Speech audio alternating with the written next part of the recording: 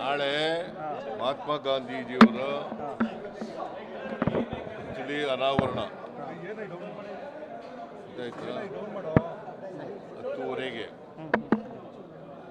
ಆಮೇಲೆ ಲಂಚು, ಆಮೇಲೆ ಗಾಂಧಿ CPHT ಗ್ರೌಂಡ್ನಲ್ಲಿ ಜೈ ಬಾಪು, ಜೈ ಭೀಮ್, ಜೈ ಸಂವಿಧಾನ ಸಾರ್ವಜನಿಕ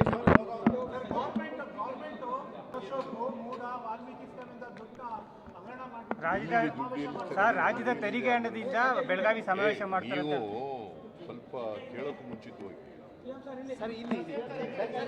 ಈ ಕ್ವಶನ್ ಕೇಳಬೇಕಾ ಬೇಡವಾ ಅಂತ ಕೇಳಬೇಕಲ್ಲ. Where is the question of misappropriation of money? Where is the question of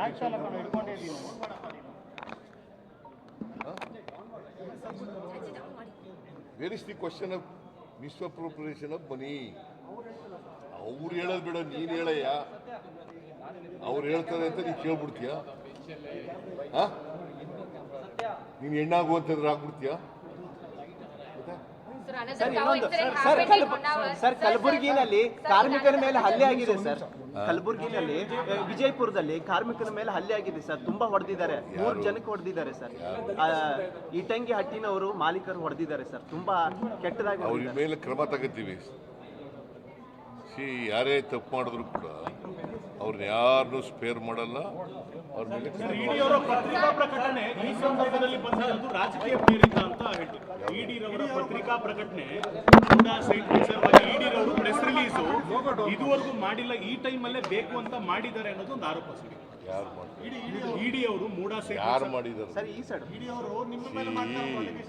ಇಡಿ ಅವರು ಪ್ರೆಸ್ ರಿಲೀಸ್ ಮಾಡಿರೋದಕ್ಕೂ ನನಗೂ ಸಂಬಂಧ ಇಲ್ಲ.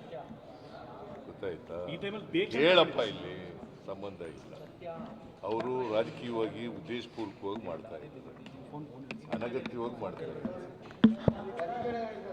50-50 ಸೈಟ್ ತಗೊಂಡಿದ್ದಾರೆ, ಅದನ್ನು ಮುಟ್ಕೋಲು ಹಾಕೊಂಡಿದ್ದೀವಿ ಅಂತ ಹೇಳಿರೋದು. ಅವ್ರು ಯಾರು? ನಮಗೂ ಅದಕ್ಕೂ ಸಂಬಂಧ ಇಲ್ಲ. ಅನಗತ್ಯವಾಗಿ BJPಯವರು ಬೇಕು ಅಂತೇಳಿ ಅದನ್ನು ರಿಲೀಸ್ ಮಾಡಿದ್ದಾರೆ. ಅಲ್ಲ, ಇಡಿ ಅವ್ರ ಕೈಲಿ ರಿಲೀಸ್ ಮಾಡಿದ್ದಾರೆ. ಅದು ರಾಜಕೀಯ ಪ್ರೇರಿತವಾದದ್ದು.